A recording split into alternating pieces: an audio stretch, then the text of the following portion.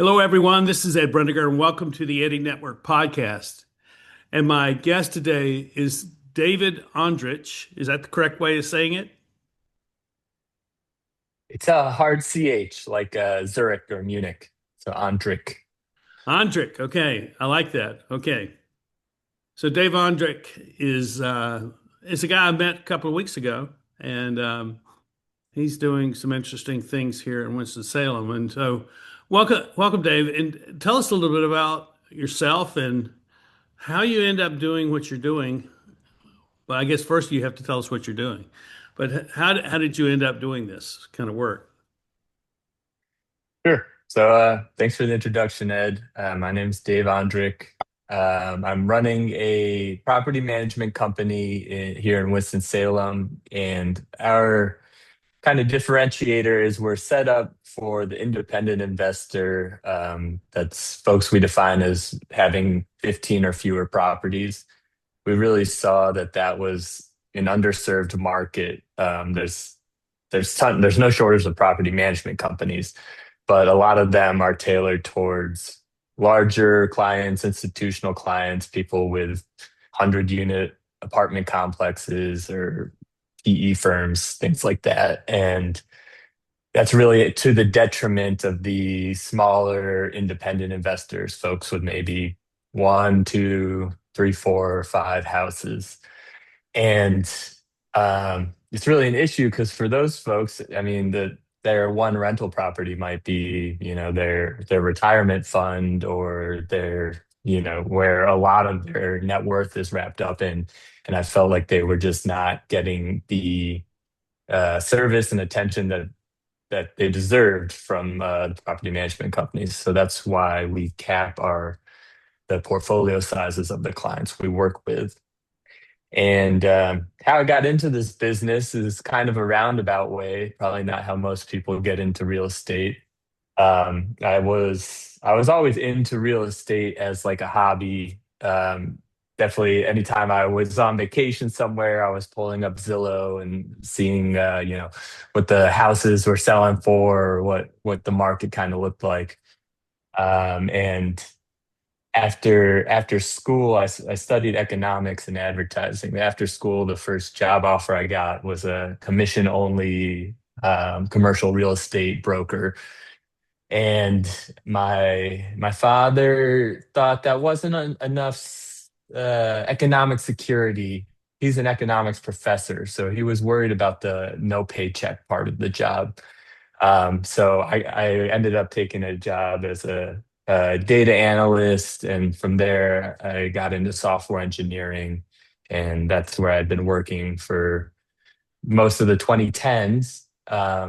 And then I got an opportunity from an older gentleman I know who was retiring, and he had a small property management company, and he was looking to sell it. And I thought, this is a kind of a confluence of a lot of things I'm interested in, real estate. There's an opportunity for me to leverage my tech background to, operationalize and build some efficiencies into the business. So, yeah, I took that dive about a year and a half ago and have been trying to build this business, introduce this portfolio size cap and really kind of build the business that I saw was missing in the market. Um, my initial question, I guess, is probably one that a lot of people have is has to do with why people choose real estate as an investment. And I'd like you to kind of maybe describe that because I think a lot of people don't understand that. Um, so in what way is real estate a good investment for a person? Or is it? Well, no, I would say it has the potential to be a really good investment. There are certainly ways you can easily lose. And for a lot of people, I guess the always comparison is, well, I could get, 10% on average in the S&P. So why would I put this into real estate? So I guess the easiest way to break it down is if you buy a cash flowing rental property, and cash flowing is the key part here. Right. And I'll use simple numbers that probably don't exist, but this is the best way to think about it. So let's say there's a house, a rental property for $100,000. So in order for you to purchase that, you'd need to put 20,000 down, assuming you're going to get some traditional financing. So you've got $20,000 that you've invested. Let's say the mortgage payment is $800 a month and it rents for $1,000 a month. So every month your profit margin is 200 bucks. Let's say the 800 covers all your expenses. So at the end of the year, you're making 200 bucks a month. You've made $2,400 on your initial $20,000 investment. So that's about 12%. So you're already beating the S&P on average right there.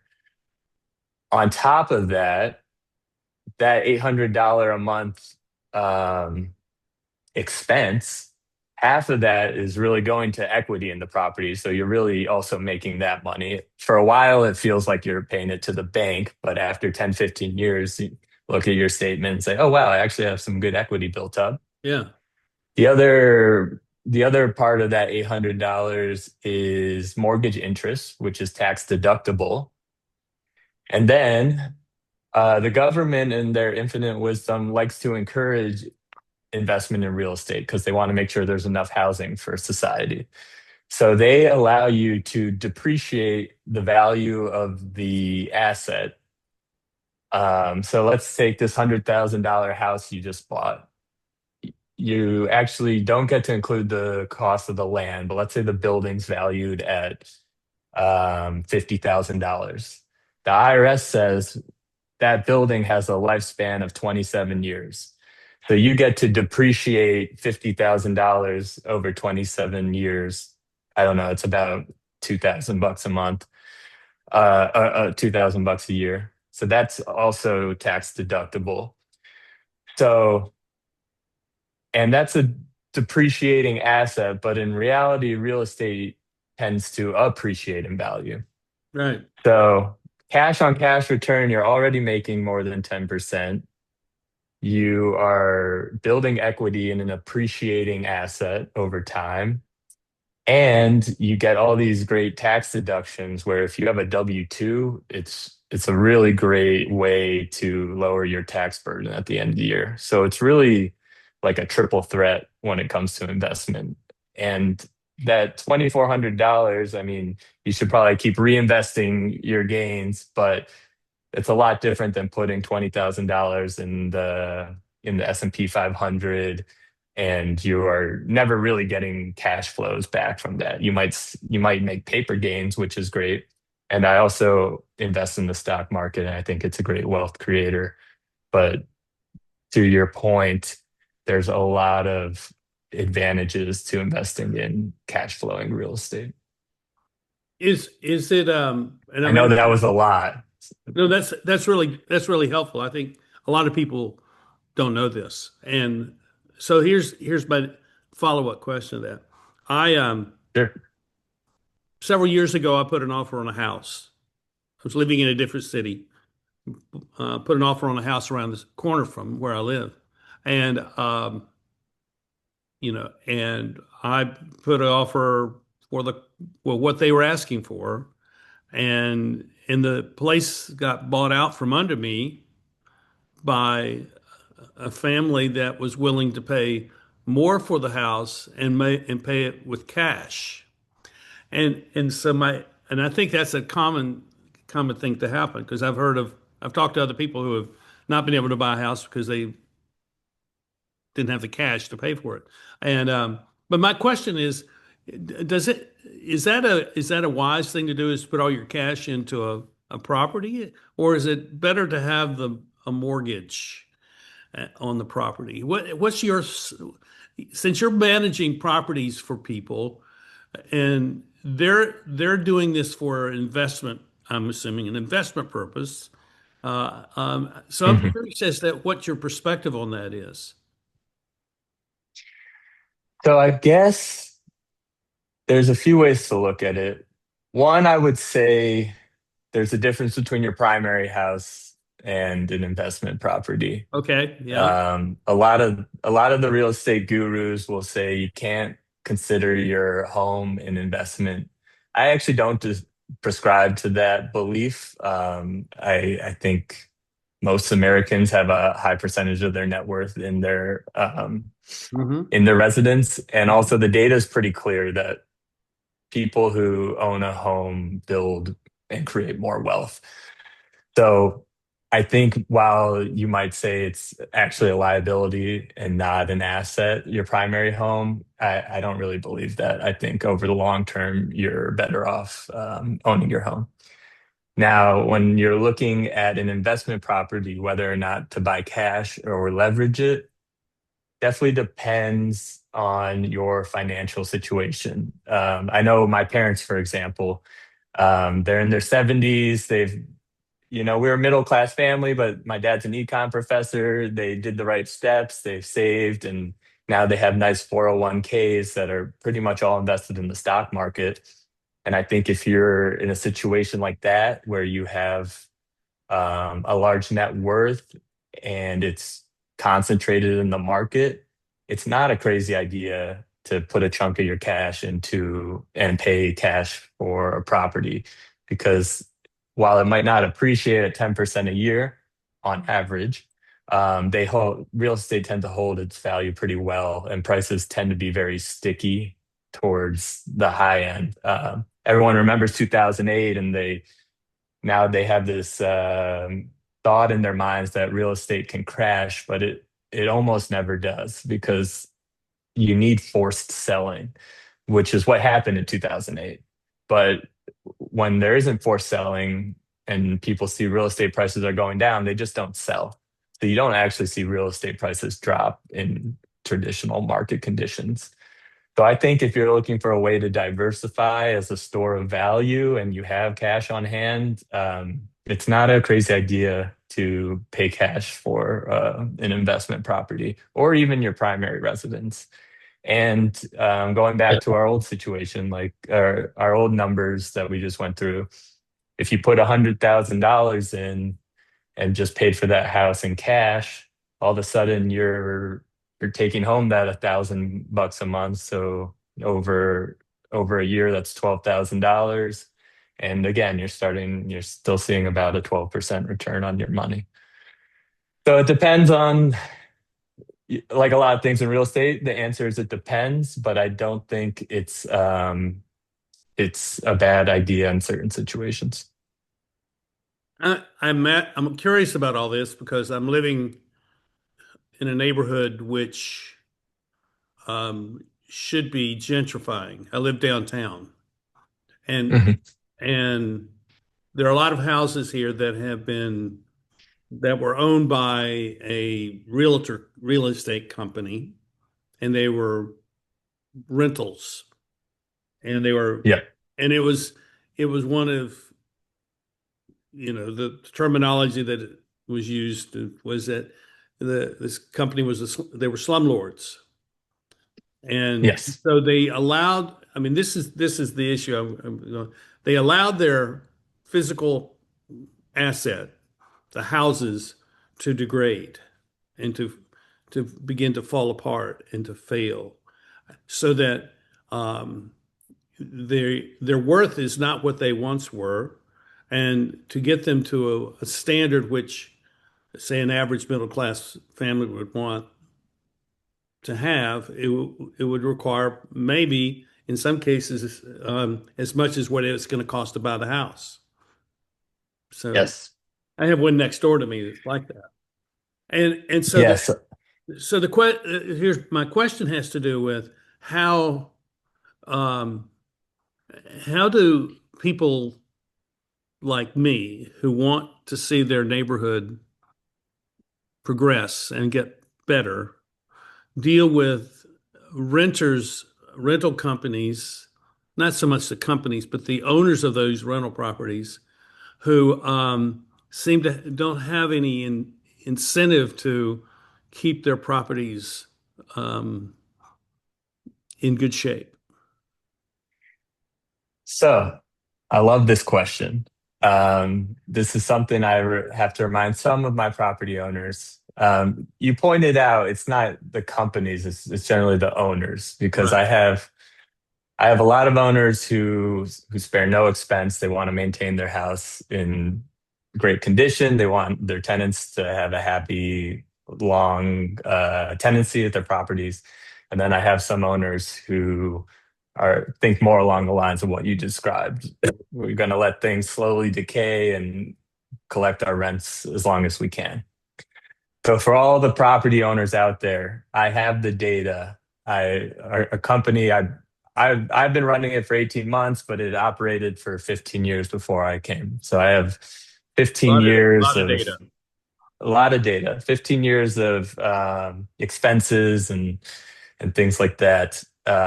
So I said earlier that real estate generally appreciates in value.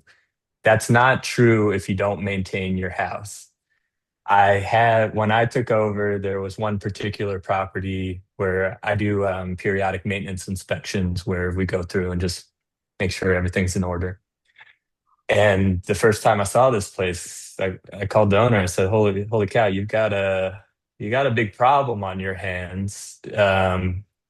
Like you just said, I think this house requires more repairs than it is probably worth. So the conversation with the owner is what are you looking to get out of this property? Do you want to hold it forever and pass it down to your kids, or do you want to cash out and have a little windfall and go to Costa Rica for 6 months or something like that? So I would say that the data is pretty clear that cost savings today do not do you ever any favors in the long run. And there's an old adage that you get what you pay for, and it's 100% true when it comes to real estate. Putting bandages on things lead to bigger and bigger problems. And it's a lot of folks are looking at their monthly statement and that's the only way they're thinking. But real estate is a long-term investment. If you're not planning to hold a house for over 5 years, it's probably not worth getting into it. Um, so I'd say you have to really look at these things on a long time horizon, like that persistent leak under the kitchen sink that you keep patching up. That maybe every 6 months you got to pay a plumber or a handyman $150 because you didn't want to pay the plumber $500 to replace the whole plumbing system in that particular fixture. You don't end up saving any money. Um, I guess I've kind of lost my train of thought here, but I, Well, the I, question is if you're living in a neighborhood where a lot of rental properties are there, yeah, and they're not taking care of them, it has a negative effect on your own property's value. yeah, And so here's where the next stage of my question goes.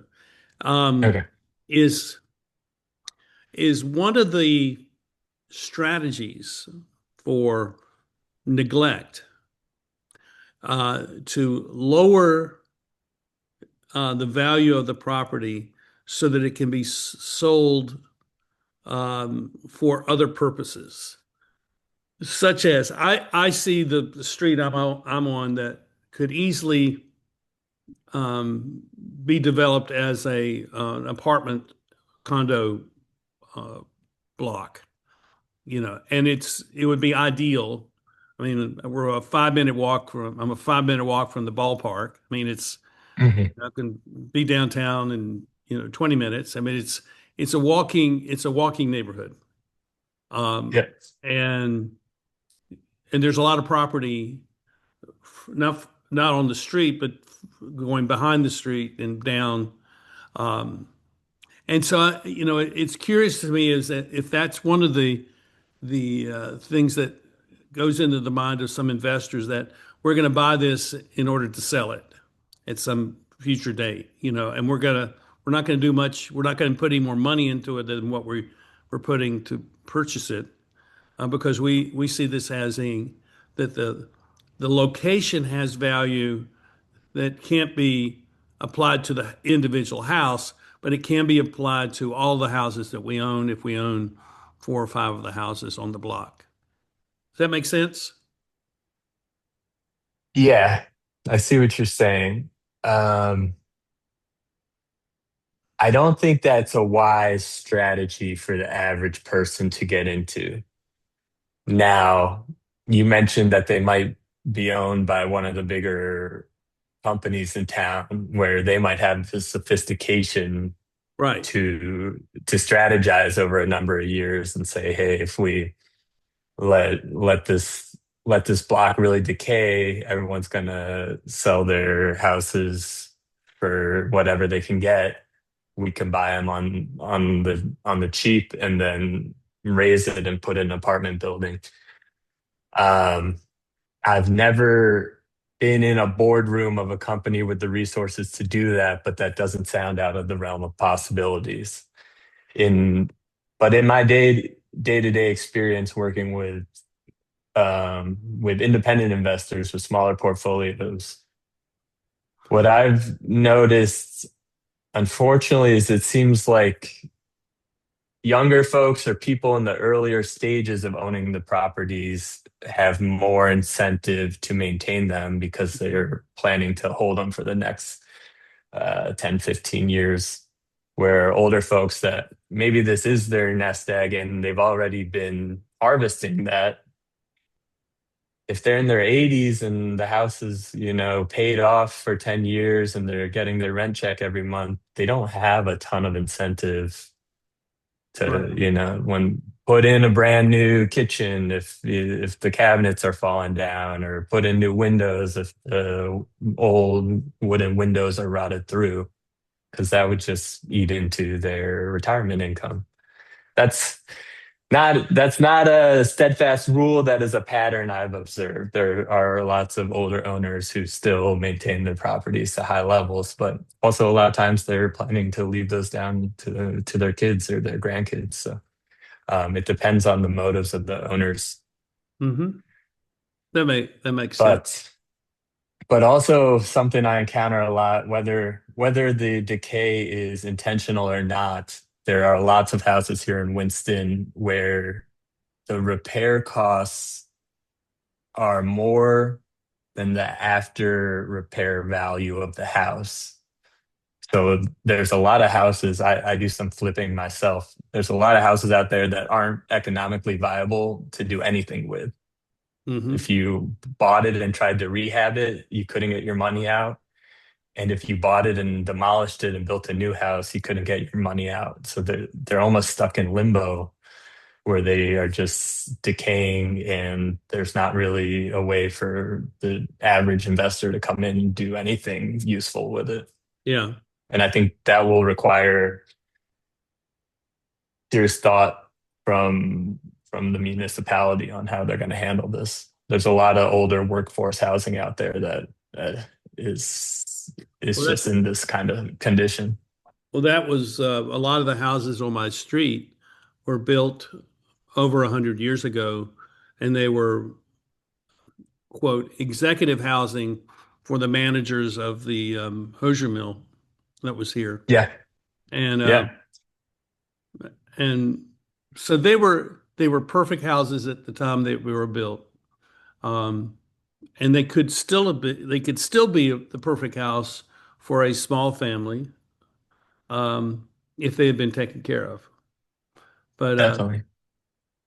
so Yeah. And I've so got rentals up North Patterson Street, which oh is yeah. right up the street from where the RJR tobacco factory used to be in their big plant. And you can see it's 100-year-old house, but they're beautiful and they're huge and almost palatial in a way. And Yeah. you could just imagine the tobacco executive in the 30s or 40s who lived there with their nice, happy family and wealthy family. And those houses almost have a bigger problem, literally bigger because they're bigger. the costs skyrocket when they start to be two levels and they haven't been maintained in years and they're slanting to the side, and just the fact that the square footage is so much larger. Those are almost a tougher issue than the two or three bedroom 1,000 square foot workforce housing. And there's a lot of those. I mean, if you drive up North Patterson, right by where we are, I also live downtown. You can see these big, Oh yeah. big Well, houses, I have one of and those houses. I have one of those houses, yeah, and yeah, um, and I think it was taken care of because the the people who owned all these houses here lived in this house and operated their business out of this house. And I I still have see. people coming and knocking on my door looking for rentals. And the people that purchased it, they renovated it with the stated expectation that they were going to renovate a house a year for I think 10 years. I think they only own like 10 houses. Well, I Wow. haven't seen any of that effort, but I Yeah. like my house. There are things about it that need updating, but the cost of updating those, like my windows, all my windows are painted shut. Yep. And The are landlord special. Yeah, and and they're 40 windows, and none of them are standard size. They're all, what was, they were all made custom back in 115, 20 years ago. So, Yeah. I'm living in that reality, and I'm fine with that. I can live with that, and I like where I live, and I like my house, and it's that I would like to see progress in my neighborhood. So the question is, wh- how your from your experience, and it may not just be here, but from your experience, how do municipalities, how do cities and the elected officials of cities look at the the built environment of houses in their community? What? Let me rephrase that. How should they how should they look at that from the larger picture of the value of a of healthy houses in a community? Well, I can't claim to be an expert on this, but I try to keep up with this stuff. So I know that the county will put together what they call their comprehensive plan, and I think they do them every 5, 10 years. And there was a Right. new one recently released where they really plan the different pieces of the city and what they want to have happen there. Um, and I know in a lot of the parts in downtown, like where we live, they're trying to encourage what they call a gentle density, which is taking some of these big houses, converting them into duplexes, triplexes, allowing zoning for things like that. And that's awesome. And as somebody who flips and develops, like I love to see that. But the reality is we need a bit more, because of what we've been speaking about. A lot of these properties, it's not viable to do anything with them given the state of the building on top of it. Also, I don't know if this is going to get me in trouble with the city, but I don't think most cities really want to encourage new housing. They'd rather that lot become a parking lot or a strip mall, something where they still get tax revenue, but they don't have to worry about Mm. additional residents who go to school, who use the roads, who use the sewer system, who use the hospitals. I think it's really a larger issue here. And the only way we're going to solve any housing affordability crisis in this country is by building more houses, and just by having a city say, okay, now you're allowed to build 4 units where you used to have 1 unit, doesn't mean it's any more. economically viable for developers or real estate investors to actually do that. And I think that's kind of the unsaid truth is that more housing units lead to more people, which leads to more issues for the city. or more service, more demand for services. Yeah, Exactly, exactly. I don't think that's an extraordinary statement at all. I think everybody recognizes that. Question is, what do you do about it? Um, and I'm not willing to say that our city is somehow failing at that. I'm not willing to go there because I know I've been in other places which are much worse shape. Uh, so I'm not, I like where I live, Yeah. and I think that downtown is in transition. Oh yeah. As someone who lives downtown and has lived in some of the biggest cities in the world, like I lived in New York City, Washington, D.C., Tel Aviv, Charlotte. I think if the people in those big cities could understand the quality of life you could have living in a smaller downtown metro, Yeah, they would be flocking here. I mean, from my apartment building, I can walk down 4th Street or Trade Street or Liberty, and there's no shortage of interesting shops, restaurants, bars, I agree. and it's awesome. And the cost of living is a fraction of what it was in some of those other places. So I I tend to agree with you that the transition is happening in a great way, and I think it might even be a perception problem. I think there are issues here. I think they're long-term issues. I think the issues are less economic and they're more about the nature of leadership here and how the citizens look at leadership. And I mean, I'm a leadership guy, and I've never been shy on stating that I don't see leadership as a role or a title. Just because you're the mayor doesn't mean you're a leader. Just because you're the CEO of a company doesn't mean you're a leader. Just because you're the principal of a school doesn't mean you're a leader. Leadership is something that happens by your own personal initiative. And but if the public views leadership as that role as a title, which is it's an old way of looking at leadership. It was old 40 years ago when I first entered into the world of leadership. Then you're going to find that people are more passive and less um,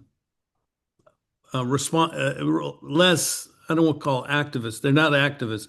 They're less responsive to the needs of the city and where they really need to be. I think that's kind of the cusp that we're at. Is now we need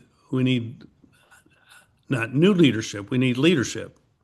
And I think Mhm. it's dependent upon people deciding that I want to contribute to my community. I want it to be a better community. And I'm not going to wait around for someone to invite me to do this. I'm going to go with some of my friends and we're going to start doing something that we feel like can make a difference that matters. We're going to take our own initiative to do that. And I see that happening in certain little pockets. Excuse me. But I think that's what a lot of large and medium-sized cities are going through is that whatever they have, whatever style or mindset that they have arrived at 50 years ago, that was when a lot of this kind of mindset occurred as in terms of cities expanding and cities developing and I was engaged with some of that about 25 years ago. Community visioning processes and things like that. So we're going to change our city, and but that those are kind of one-off events that may or may not have had long-term effects. So I see that what is needed is stuff like that where the public really has a voice, but less about having the voice, but more about having the opportunity to do things that really do matter. And so that's that. I think that's part of the challenge that we face. Yeah, it's how do we get the collective to believe that there could be something better? Because I think I don't know. People might say, "Ah, it's just the way it is." I think that's a common mindset. That's the way it is, and there's nothing I can do is going to change it. And when it's cliche, but whether it's true or not, if they believe that, they're right. Um, so I don't know. I don't have necessarily an answer.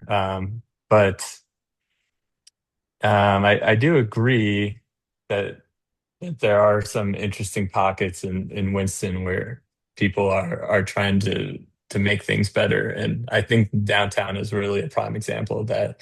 Yeah, Even just to go back to housing, I mean, now we have all these across the country, all these empty office buildings. People say, oh, it's too expensive or too hard to turn that into residences.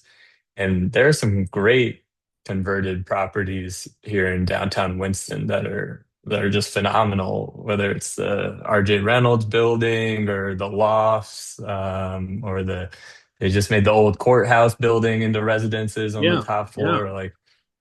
Like they're really doing it, and they're proving that yeah, maybe it's hard, but it's possible. And if we have empty office buildings and we need houses, let's figure this out. So I've been proud to see that. And these are just like cool turn of the century buildings that now yeah. have I, new I life. agree. I think the challenge is not the identifying how a building like the old courthouse gets renovated. I think the challenge is what is the culture of community that gets developed here? How do we actually develop a sense of community from people who are moving in, and some of that is uh, recreational, Hmm. or or the other term is that it's about creating places that are called third places. Have you know that terminology? Yeah, definitely. But it's also about how economic development that can take place in an inner city setting, and and there's the layers of people who are in a position to do economic development, and then there are people who are dependent upon the city to provide for them in some ways that because they are not no longer able to provide for themselves because of whatever reason there would be. And I think those are cultural things um, that have an effect upon the value of a person's property. A vital community. I mean, I can honestly tell you the fact that the ballpark, the baseball park, is 5 minute walk from here, influenced how my buying this place because Really? yeah, oh yeah, because it told me that the development of the city has come that far, and Hmm. and it just needs to jump over 421 and begin to take on my neighborhood and the neighborhoods moving south from that highway, and and I think that will happen over the next 20 years. I do because the value of this city, the city core, is much greater than it appears today, and I think once you build the cultural and the commercial opportunities there, then people will want to be there. And so I think long term, I'm optimistic. Yeah, I'd have to agree. And you could see it. You're right, over by the ballpark, they're starting to crop up big apartment complexes. And then even just a bit past it, where's that? It's on Peters Creek and is it Academy? Academy, yes, up on the hill Yeah. where that Yeah, old they're putting it, re- in it replaced an old dilapidated motel. yeah, and I think that building is some sort of affordable housing That's project, that's and exactly they right. were yeah, they were able to get some sort of exceptions. I think they weren't supposed to be able to build that tall in that area, and they were able to get some sort of exceptions if they made it affordable housing. And I mean, that's great to see because that brings it all together. The economic viability of projects, if they can make them have enough units where they can make enough money with them being affordable housing, and that, to your point, is just kind of carrying along the path of development. And Um, and my block is the next block north, going north. So okay, so Up fourth Academy. up Fourth Street. Oh, okay, So yeah, yeah, fourth coming down to Peters Creek. So fourth, that last block of Fourth Street is my block, and I see the potential of something very similar happening here. And yeah, and then it yeah, would because have they've got a lot of open space right there. yes, it does. Yeah, I think it's inevitable. Um, and one thing I've worried about is that the innovation quarter and all the development downtown is making it too inevitable, where they've already inflated the prices so much that it's making the projects harder to get off the ground. Because you hold there's a building down at the corner of Fourth and North Patterson. Hmm. Maybe it's actually a block further. It's got Nissan on the front. It's an old brick Yeah, building. it's Yeah, further. yeah. And it's Nissen is between Cherry and Marshall on the Fourth Street. yes, this is a different. Oh, it's a different Nissen building. Yeah, it's a different one. Okay. It's just got Nissan on the front. I don't think anyone called it the Nissan build. I'm not sure who Nissan was, but they had quite an influence. But I mean, I don't think there's maybe a dance studio or something in it right now. It's on the market for over $3 million, and it's because it's at the corner of the innovation quarter. But it's not clear that how anyone could make that work given its current price point, which I think is the reason it's been up for sale for so long. But I guess point being, with speculators are already speculating, and sometimes that makes some of the projects tougher to get off the ground. All right. Here's my last question. Um, Okay. um,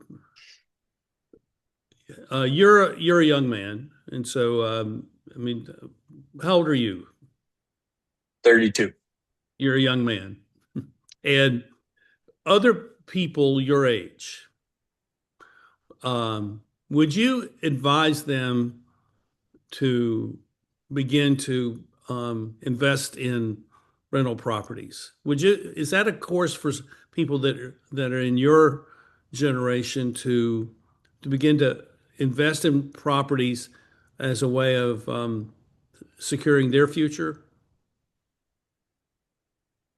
I would say it again depends on your situation. If you are working a nice W-2 job and you're maxing out your employer match and your 401k and you're maxing out your Roth and you're still able to set aside enough for a down payment on a cash flowing rental property, I do think it's a smart way to diversify, especially if you have a W-2. It's a great way to get some tax benefits. And I think that's the part people really forget about because it's easy to look at your cash flow statement for a year and say, oh, I made $2,000.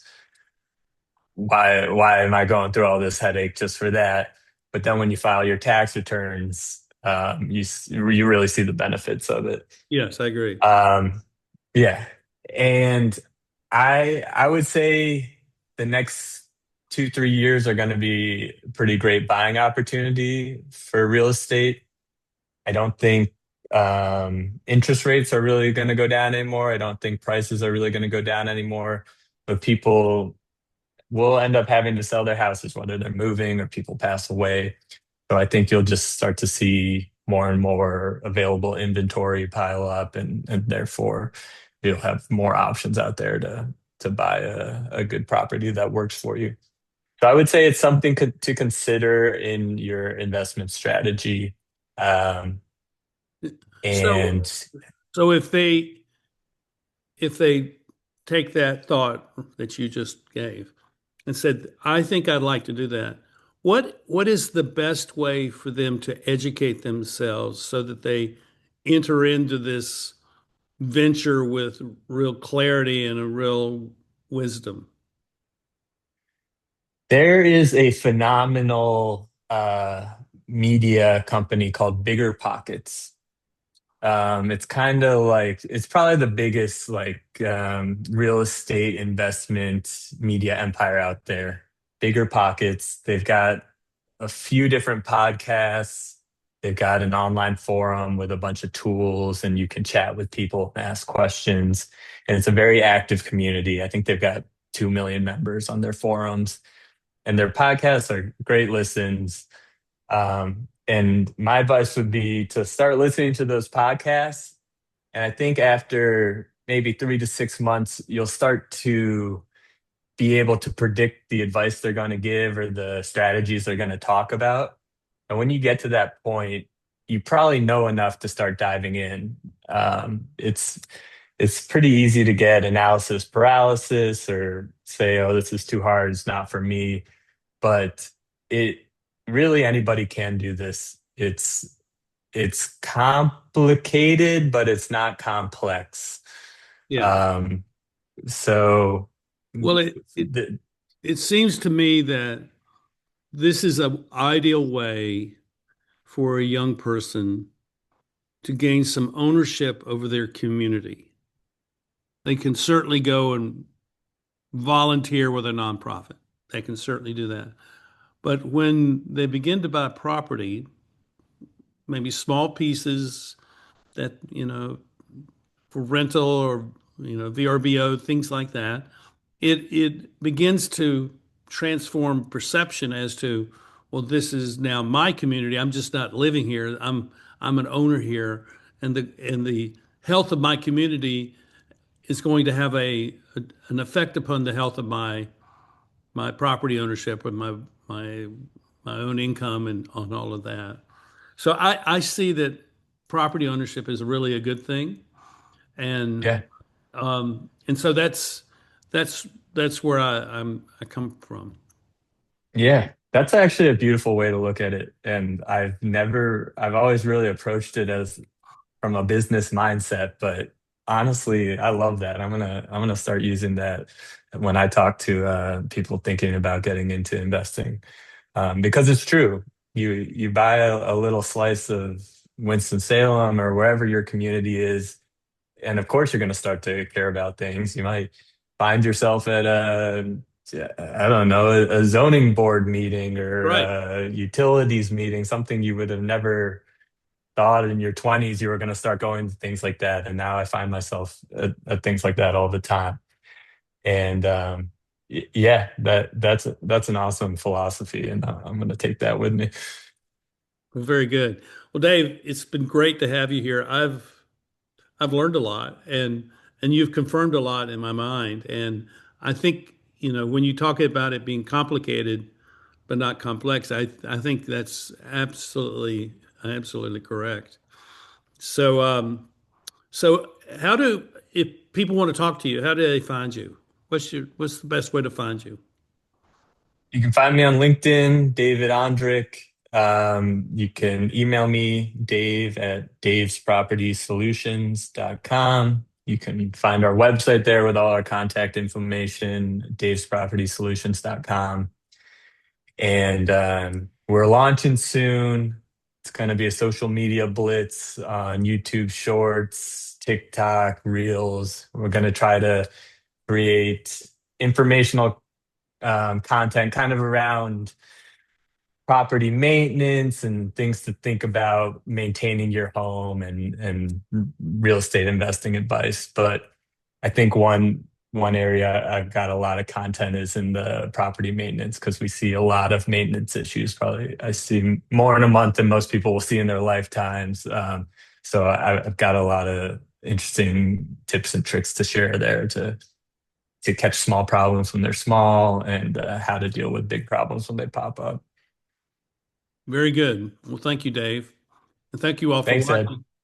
Thank you all for watching. And I hope this has been instructive and inspirational for you because it's not just owning something, it's also when you own something, you're contributing to your community. And I think that's a very valuable thing. And more of us need to be doing that. So thank you for watching, and we'll see you next time here on the Eddie Network podcast. Bye bye.